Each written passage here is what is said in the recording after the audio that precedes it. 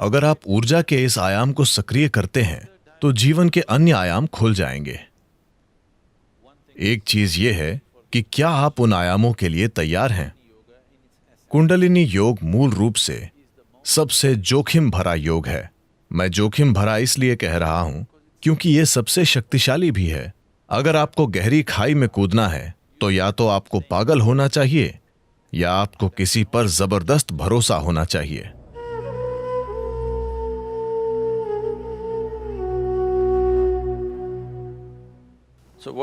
तो कुंडलिनी क्या है? अभी मैं बोल रहा हूं, यह कुंडलिनी है। आप सतर्क हैं और सुन रहे हैं। अगर आप सतर्क होकर सुन रहे हैं, यह कुंडलिनी है। एक फूल खिल रहा है, वो कुंडलिनी है। एक कुत्ता भौंक रहा है, वो भी कुंडलिनी है। या दूसरे शब्दों में, अस्तित्व की मौलिक जीवन शक्ति को हम कुंडलिनी कहते हैं। अब सिस्टम के भीतर, मानव प्रणाली के भीतर, अगर आप इसे एक तरह के जीवन पैकेज के रूप में देखें तो यह जीवन का एक टुकड़ा है। जीवन का यह टुकड़ा एक खास तरीके से इस ऊर्जा की परतों के साथ पैक किया गया है। ऊर्जा का एक आयाम तुरंत जीवित हो जाता है क्योंकि यह आपके अस्तित्व की प्रक्रिया के लिए जरूरी है। ऊर्जा के अन्य आयाम तब तक जीवित नहीं होंगे जब तक आप उनके बारे में कुछ नहीं करते, जब तक आप उनके बारे में जागरूक नहीं हैं और उन्हें एक खास तरीके से सक्रिय नहीं करते, तब तक वे अस्तित्व में नहीं आते। वे शांत रहते हैं। निष्क्रिय ऊर्जा उस ऊर्जा से बहुत बड़ी है जो अभी उपयोग में है। अपना जीवन चलाने के लिए, एक भौतिक जीवन को पूरी तरह से जीने के लिए, एक पूर्ण भौतिक और बौद्धिक जीवन जीने के लिए आपको चक्रों में से बस 21 चक्रों को सक्रिय करना जरूरी है। इन 114 में से अगर 21 सक्रिय हैं तो आप पूरा जीवन जिएंगे।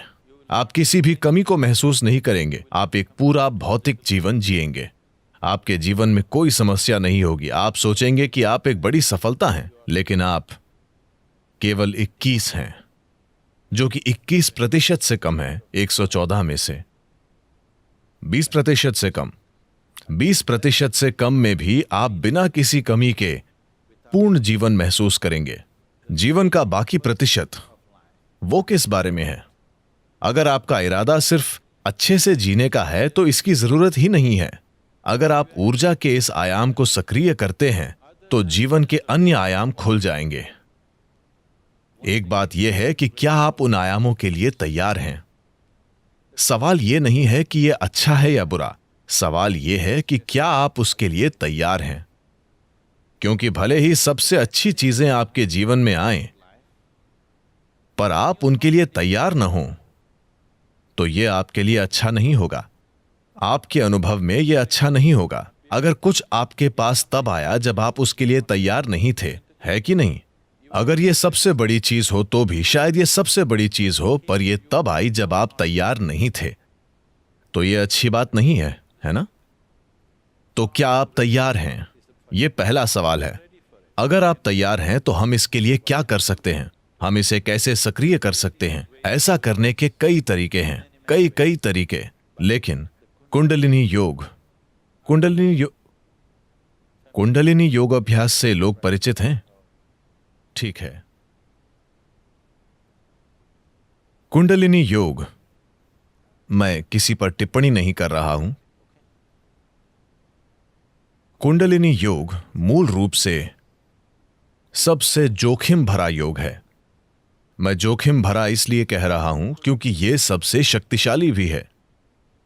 सबसे शक्तिशाली हमेशा सबसे खतरनाक भी होता है, अगर गलत तरीके से किया जाए तो। अभी दुनिया में कई प्रकार की ऊर्जाएं हैं।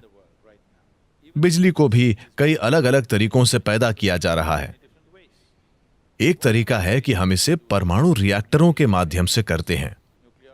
यह ऊर्जा उत्पादन का सबसे कारगर तरीका है जिसे हम अभी जानते हैं, लेकिन यह सबसे खतरनाक तरीका भी है ना? जब चीजें गलत हो जाती हैं तो वे गंभीरता से गलत हो जाती हैं। जब चीजें सही होती हैं तो ये दुनिया में ऊर्जा का उत्पादन करने का वाकई सबसे आसान और अच्छा तरीका है, परमाणु ऊर्जा।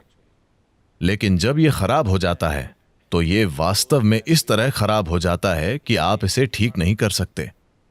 कुंडलिनी योग भी ऐसा ही है। ये सबसे शक्तिशाली है, पर यह सबसे खतरनाक है।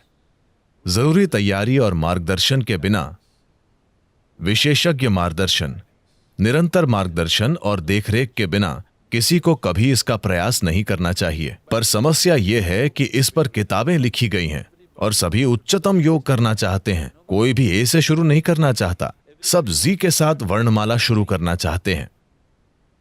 यह रवैया अपने आप में ही खतरनाक है। जो शक्ति जीवन में परिवर्तन ला सकती है वो जीवन का विनाश कर सकती है, सिर्फ इसलिए कि जरूरी प्रतिबद्धता, समर्पण, ध्यान और समझ के बिना इसे किया जा रहा है। कुंडलिनी ऊपर उठने से, अगर कुंडलिनी ऊपर उठती है तो आपके जीवन के आयाम इतनी तेजी से बदलेंगे कि आपको बाहर भी जल्दी बदलाव लाने के लिए तैयार होना चाहिए, वरना चीजें बड़े पैमाने पर बिखर जाएंगी। शास्त्रीय यौगिक परंपराओं में हम पारिवारिक स्थितियों में रहने वाले लोगों को एक प्रकार का योग सिखाते हैं। एक अन्य प्रकार का योग है जो हम तपस्वियों को सिखाते हैं। ईशा में हमारे पास दोनों रूप हैं। हमारे पास तप योग है और सामान्य योग भी है। हम आपको तपस्वी योग कभी नहीं सिखाएंगे। यह योग का सबसे शक्तिशाली तरीका है, लेकिन इसमें अनुशासन और फोकस की जरूरत होगी जो आप अपने सामान्य जीवन में नहीं कर पाएंगे। अगर आप उस तरह का योग करते हैं तो यह आपके बाहरी जीवन को तुरंत तोड़ फोड़ देगा। अब यह योग आपके जीवन में जोड़ तोड़ करने के लिए नहीं बनाया गया है, यह आपके जीवन को बेहतर बनाने के लिए बनाया गया है। जब जीवन बेहतर होता है, जब चीजें बेहतर होती हैं, आप अधिक पैसा कमाते हैं, आपका बिजनेस बेहतर हो रहा है, आपका पेशा बेहतर हो रहा है, आमतौर पर दुर्भाग्य से परम की तलाश करने की आपकी लालसा धीमी हो जाती है। हाँ, तो वास्तविक अर्थों में यह तरीका अच्छा नहीं है, पर यह आज की दुनिया में काम करने का एकमात्र तरीका है, और यह एकमात्र तरीका है जो अधिकांश लोगों के लिए कारगर होता है। बहुत कम लोगों के लिए हम इसे अन्य तरीकों से कर सकते हैं। हम इन सभी चीजों को दरकिनार कर सकते हैं और बस बहुत ही शक्तिशाली तरीके से काम कर सकते हैं, पर यह उनके आसपास के सभी सामाजिक ढांचों को खत्म कर देगा जो हर किसी के लिए अच्छा नहीं है। तो ये विभिन्न आयाम हैं। अगर कुंडलिनी योग का अभ्यास करना है तो आपको एक निश्चित प्रकार के वातावरण में होना चाहिए। आप सामाजिक परिस्थितियों में रहकर कुंडलिनी योग नहीं कर सकते, वरना कुंडलिनी योग के नाम पर आप कुछ सरल कर रहे हैं, क्योंकि कुंडलिनी योग आपको कुछ दिनों के भीतर बदल सकता है। अचानक अभ्यास के 2 दिनों बाद ही आप अपने ही घर में एक अजनबी की तरह महसूस करेंगे, क्योंकि यह आपके बारे में सब कुछ बदल देगा। क्या हम कुंडलिनी ऊंचा उठा सकते हैं? हां, हम कर सकते हैं। एक तरीका यह है कि मददगार माहौल बनाया जाए ताकि यह धीरे धीरे बढ़े। दूसरा तरीका इसे इस तरह भड़काना है कि यह जल्दी से बढ़ जाए। अगर यह जल्दी से बढ़ जाती है तो सब कुछ नाटकीय रूप से बदल जाता है। अगर यह धीरे धीरे बढ़ती है तो बदलाव धीरे धीरे होगा। आप समय के साथ बदलाव संभाल पाएंगे। लेकिन अगर यह बहुत जल्दी होता है तो आप बदलाव संभाल नहीं पाएंगे। ऐसा लगेगा जैसे चीजें बिखर रही हैं। तो ऐसा करने के अलग अलग तरीके हैं। कितने तरीके हैं? बहुत सारे तरीके हैं। मैं सभी तरीके नहीं बताऊंगा। ऐसा करने के कई तरीके हैं। मूल रूप से इसे करने के 112 तरीके हैं। 112 तरीके हैं जिनसे आप इसे अपना सकते हैं। आधार से इसके लिए आपको ढांचे को जानना होगा, वरना यह बहुत लंबा हो जाएगा। इन 114 चक्रों में से 7 ऐसे हैं जिन्हें हम 7 आयामों के रूप में पहचानते हैं। इनमें से 6 शरीर के भीतर हैं, एक भौतिक शरीर के बाहर है। इसलिए अगर आप इन 112 तरीकों को अपनाते हैं तो आप 6 चक्रों को संभाल लेंगे, 7वें को आप संभाल नहीं सकते। 112 तरीके हैं जिनसे आप एक चक्र को प्राप्त कर सकते हैं, जिसे हम आज्ञा कहते हैं। लेकिन आज्ञा से सहस्त्रार तक कोई रास्ता नहीं है।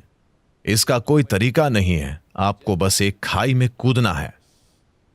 अगर आपको खाई में कूदना है तो आपको पागल होना चाहिए या आपको किसी पर जबरदस्त भरोसा होना चाहिए। कोई व्यक्ति कूदो कहता है और आप कूद रहे हैं क्योंकि आपको किसी पर इतना गहरा भरोसा है। लेकिन जब वो जंप कहता है तो यह आपके लिए अच्छा ही होगा। आप बस एक बिना तल के गड्ढे में कूद जाते हैं। तो मूलाधार से आज्ञा तक की यात्रा, वहां पहुंचने के 112 रास्ते हैं, पर वहां से वहां तक कोई रास्ता नहीं है। यह सिर्फ एक छलांग है। वो विश्वास में, भक्ति में या पागलपन में हो सकता है। चुनना आपको है।